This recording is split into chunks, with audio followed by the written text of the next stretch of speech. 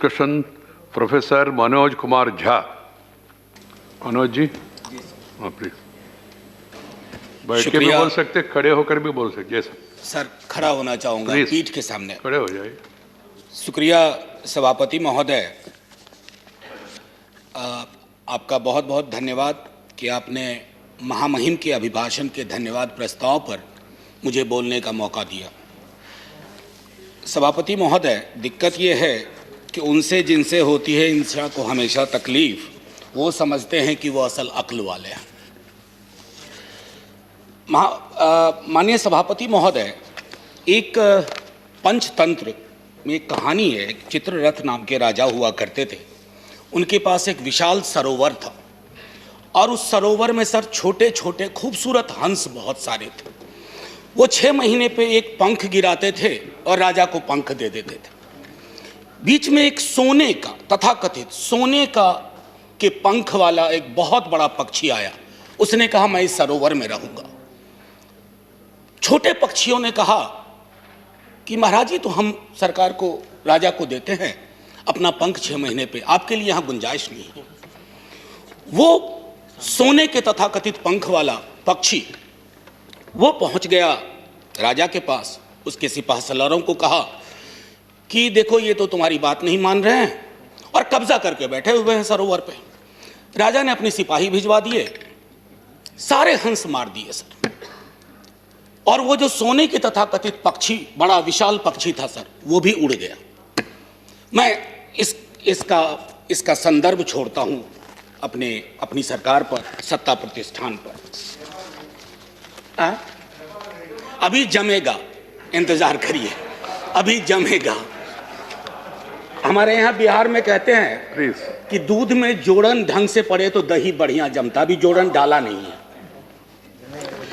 माननीय सभापति महोदय, मैं अपने इस कथन को चंद खंडों में रखूंगा।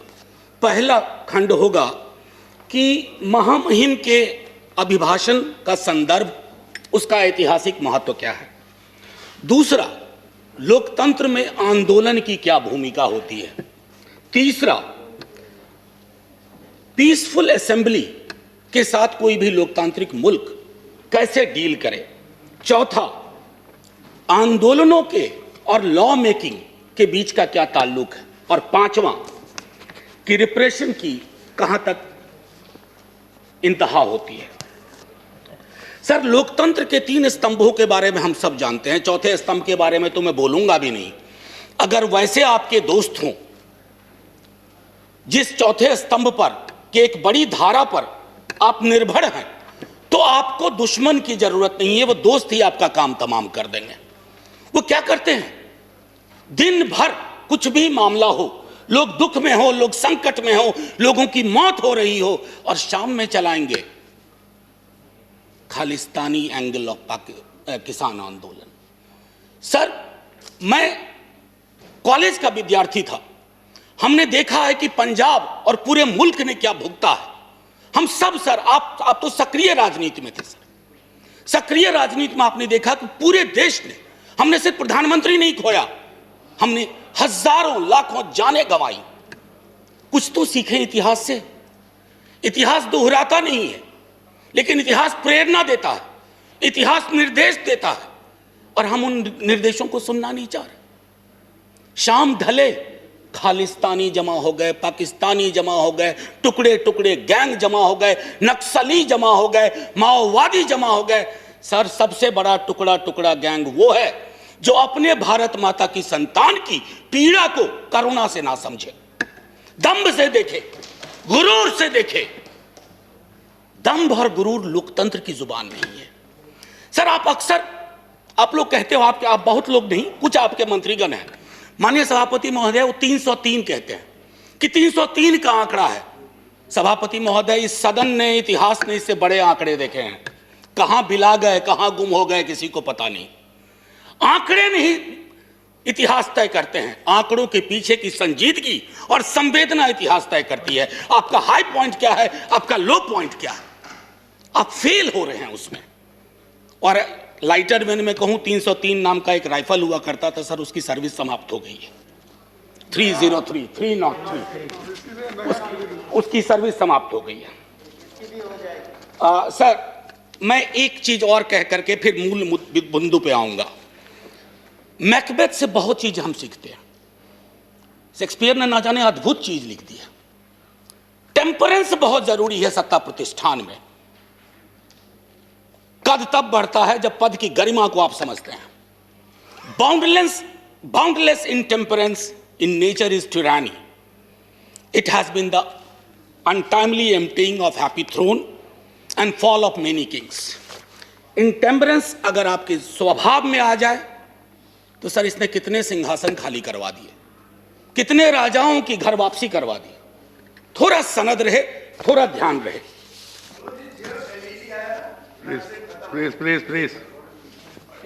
बोलो। That is not acceptable. माननीय सभापति महोदय, एक हल्के स्वर में एक बात कहना चाहता हूं।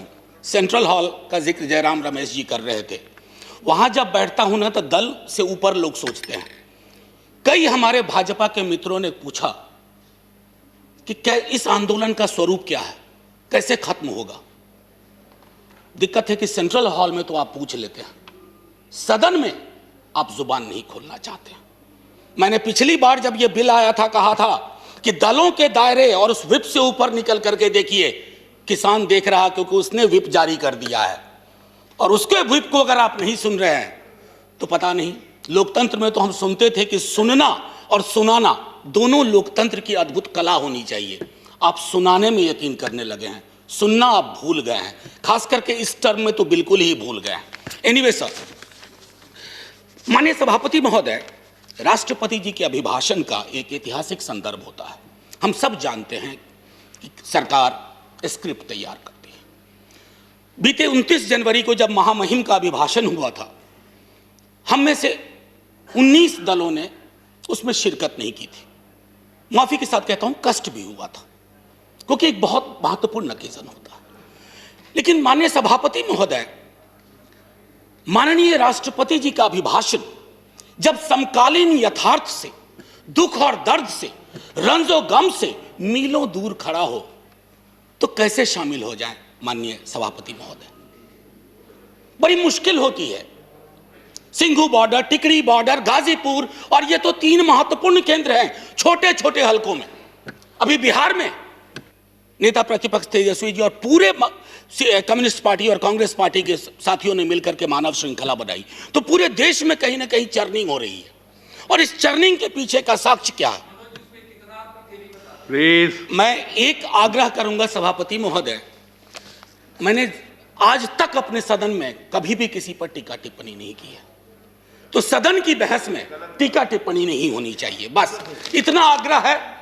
सर, हमने तो वो इतिहास भी देखा है कि एक पार्टी जो 2 सीट पर सिमट गई थी वो कहां पहुंच गई आज। इसलिए ये इस चक्कर में ना पड़ा जाए। एनीवे सर, महामहिम के अभिभाषण को पढ़ने के बाद पहला ख्याल आया कि कहीं पर कहूं या अनकहीं पर बोलूं। जो कही गई बात, अब उसके बारे में मैं थोड़ा पहली चीजें कहता हूं। My government holds in high steam the values of democracy and sanctity of the constitution। संभवतः पेज 7 पैरा 25 होना चाहिए, मेरी मेमोरी अगर सर्व करती है सही। Yes, para 25। अब इसको सर व्यापक संदर्भ में देखना होगा कि my government values of democracy and sanctity of the constitution. हमने हाल के दिनों में जो भी देखे हैं वो संविधान से इतर देखा है। और वैल्यू ऑफ डेमोक्रेसी सर सिर्फ एक रेटोरिकल वैल्यू नहीं है। माननीय सभापति महोदय, मैं आपको कोट करना चाहता था लेकिन आगे रखा था, लेकिन अभी जहन में आ गया। Recently you have said nationalism and patriotism is not simply sloganeering Bharat Mata की जय, जय हिंद या जनगण मन। No sir, the greatest act of patriotism is speak about the well-being of the nation. And that does not mean that I should stand in the orchestra party of the government forever and always. You have not done it when you were in a position. We shall not do it when we are in a position. We'll support you. समालोचना करेंगे, लेकिन आप ये नहीं उम्मीद करेंगे कि आपके खिलाफ का हर एक शब्द, हर एक लफ्ज देशद्रोही है। मैंने पहले सदन में कहा था सर एक मशीन बनवाइए, कोरोना की वैक्सीन तैयार हुई, एक मशीन बनवाइए कि किसके अंदर देशभक्ति का पारा कितना है। सर हो सकता है आपको झटका लग जाए, देशभक्ति स्लीव पे नहीं चलती है, यहां रहती है दिल में, उसका सीने से कम ताल्लुक। एनीवे सर, मैं आपको इसलिए कोट किया। और एक और इंटरेस्टिंग चीज सर, अभी बंगाल में चुनाव है तो पेज नंबर 26 पैरा 91 गुरुदेव के बड़े भाई का जिक्र हुआ, ज्योतिन्द्र नाथ टैगोर। चौल रे चौल शोभे भारतो शोनतान, बहुत अच्छा लगा। लेकिन इसके बाद जोड़ दीजिए गुरुदेव की अपनी line, where the mind is without fear and the head is held high. कहां है? दोनों को जोड़ के देखिए। ये चेरी पिकिंग नहीं चलती है डेमोक्रेसी में। आप चेरी पिकिंग के उस्ताद हो गए। चेरी पिकिंग मैं समझता हूं माननीय सभापति महोदय, आंदोलन लोकतंत्र की जीवंतता का उदाहरण होता है। जिंदा लोकतंत्र और स्वस्थ लोकतंत्र आंदोलन के साथ सदैव निरंतर संवाद की कोशिश करता है। सर एक आशय मैं यहां रखना चाहता हूं। दिल्ली विश्वविद्यालय में जिस विभाग में मैं पढ़ाता हूं, एक विषय मेरा मूवमेंट भी है। सर बहुत सालों से पढ़ाया है आंदोलन। आंदोलन की सर 3 चीज होती है महत्वपूर्ण: एलिनेशन, अट्रैक्शन, कन्वर्जन। यानी कि अलगाव की चीज कहीं आई, उसके बाद आपका आकर्षण हुआ किसी विचारधारा से, उसके बाद आप सड़कों पे आए। सर हमने आंदोलनों को न जाने किस नजरिए से देखना शुरू किया है। महोदय, माननीय सभापति महोदय, आपने भी देखा होगा वो सड़िया, वो कील, वो खाई। सर मैं सरहद पे कभी गया नहीं हूं, लेकिन जो तस्वीरें सरहद की देखी हैं वो भी ऐसी नहीं देखी हैं। किससे लड़ रहे हैं आप? अपने किसानों से लड़ रहे हैं। और वो क्या कह रहे हैं? आपसे चांद नहीं मांग रहे हैं, अपना हकूक मांग रहे हैं।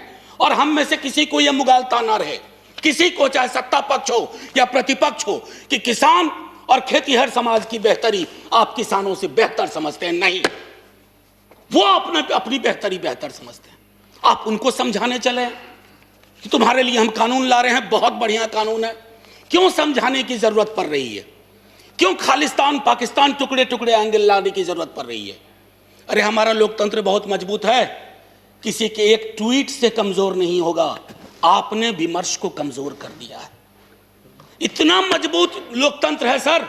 मैं तो कभी कभी सोचता हूं, अगर आपके दौर में जयप्रकाश जी का आंदोलन हुआ होता।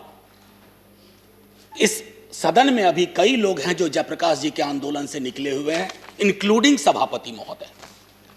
जेपी की आंदोलन की कल्पना करिए, अगर जेपी को इन खाई, बाड़ों, कटीले तार देखना पड़ता तो क्या होता सर? कई मित्र हमारे बिहार से भी हैं जो जेपी आंदोलन से निकले हैं। एक बार सोचे दलीय दायरों को छोड़ करके कि आंदोलन को डील करने का क्या यह नजरिया उचित है? आप कहिएगा नहीं।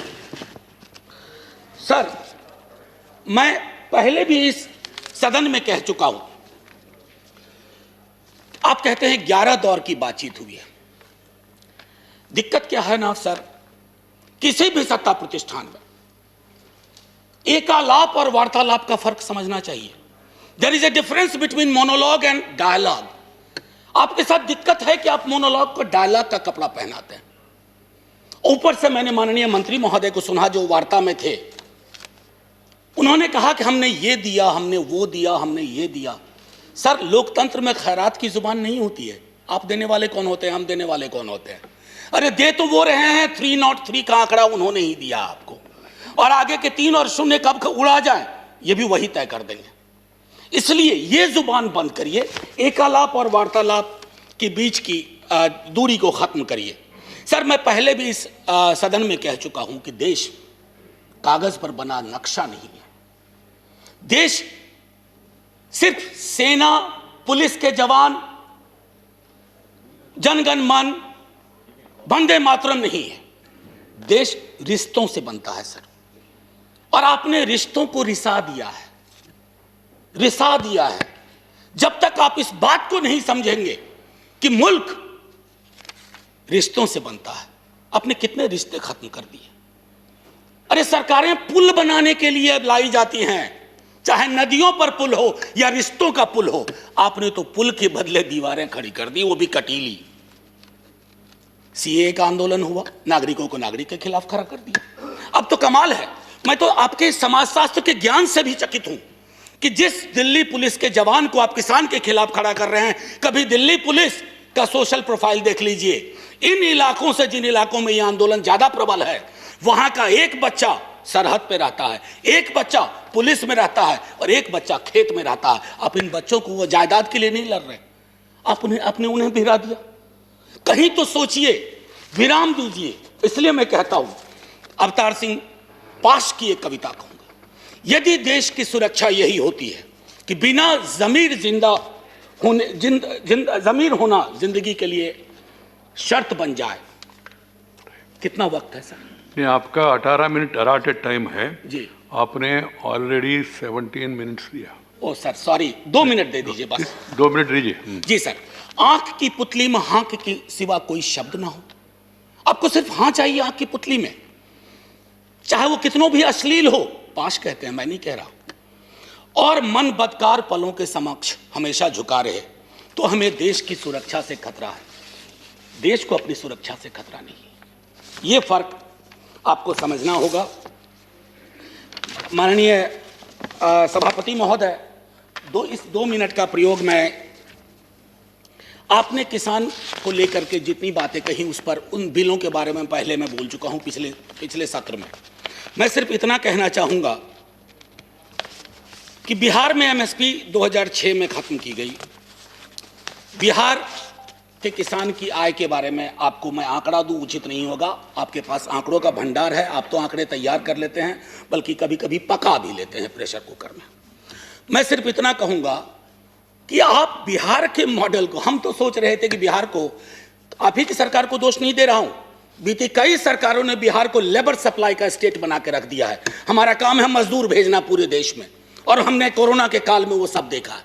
हम तो सोच रहे थे कि हमारे बिहार का किसान, हालांकि किसान नहीं रहा, वो खेतीहर मजदूर हो गया। हम सोच रहे थे कि उन्हें भी पंजाब हरियाणा की तरह। सर, आपने क्या किया? वो मॉडल आप चाह रहे हैं पंजाब हरियाणा में हो, बिहार की तरह हालात हो जाए। कभी कभी मुझे इस बात का अंदेशा होता है कि संसद का भी वर्ग चरित्र बदल गया है। अभी संसद में किसान और किसानी समाज से आने वाले लोग अगर होते, आप इतनी आसानी से बुलडोज नहीं कर पाते। मेरे स्वयं के नेता, कई मसले ऐसे आए, लालू प्रसाद जी, उन्होंने यह तय किया, और आपके भी लोग थे, आप उनको भूल चुके हैं, जिन लोगों ने खड़ा होकर के कहा कि यह हम नहीं होने देंगे। सर, अभी भी आपकी रीढ़ किसान और किसानी ही है। ये जो 303 का आंकड़ा आ रहा है ना सर, किसी के कोल्ड स्टोरेज से नहीं आ रहा है, किसी के गोडाउन से नहीं आ रहा है। 303 के आंकड़े को एक बार सर, और मैं इससे पहले कि जय हिंद कहूं, मैं माननीय सभापति महोदय अभी भी हाथ जोड़ के सरकार से आग्रह करूंगा। इतिहास में ऐसे क्षण आते हैं जब आप दुविधा में होते हैं। प्लीज, आपके माध्यम से रिक्वेस्ट कर रहा हूं, हाथ जोड़ करके आप दर्द समझिए किसानों का। सर, पूस की सर्द रातों में, माघ की सर्द रातों में सड़क पर रहना आसान नहीं होता। पानी बंद कर दिया गया, शौचालय बंद कर दिए गए। सर, इस तरह के पोजीशन, इस तरह का अग्रेसिव पोस्चर हमने तो अपने कुछ पड़ोसी मुल्कों के लिए भी नहीं सुना, जो अंदर तक आ गए। सर, लाल आंखें वहां होनी चाहिए, कहां हम आंखें लाल कर रहे हैं। ये किसान आपके हैं, ये किसान मेरे हैं। अगर एक दिन इन्होंने हड़ताल कर दी, एक दिन तय कर लिया कुछ नहीं, सर, संसद बंद हो जाएगी, सरकारें बंद हो जाएंगी, क्या होगा पता नहीं। इससे पहले कि मैं कहूं जय जवान, जय किसान और जय हिंद, माननीय सभापति महोदय, मैं बस सर 1 मिनट का और वह दीजिए। 30 सेकंड, मैंने कभी ऐसा किया नहीं, लेकिन आज इतनी सारी चीजें थी। कई लोग इसमें हेरोल्ड लास्की को प्रयोग करते हैं, कहते हैं, कोट करते हैं। उन्होंने कहा था कि लिबर्टी के मसले पर you need to find the government accountable time and again, that's the test of the democracy, but we have failed. किसानों को ही हमने फेल नहीं किया है। और आखिरी सर, इजाजत हो तो तरन्नुम में, नहीं तो यूं ही। मैं भी खाइफ नहीं तख्ता-ए-दार से, मैं भी मंसूर हूं कह दो अगियार से, क्यों डराते हो जिंदा की दीवार से। जेल, जिंदा जेल। जुल्म की बात को, जहल की रात को मैं नहीं मानता, मैं नहीं जानता। Thank you sir. जय जवान जय किसान।